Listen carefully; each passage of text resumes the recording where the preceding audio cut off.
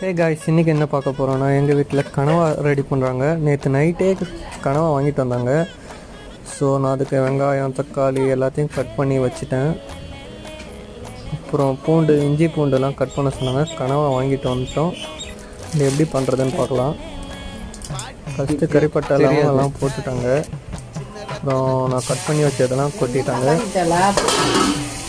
And அதை mix பண்ணிகிட்டே இருந்தாங்க.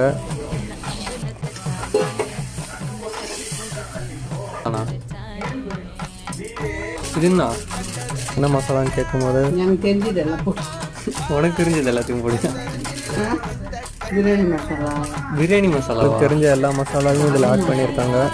நான் கேட்டதுக்கு அப்படி தான் சொல்கிறாங்க. போடு.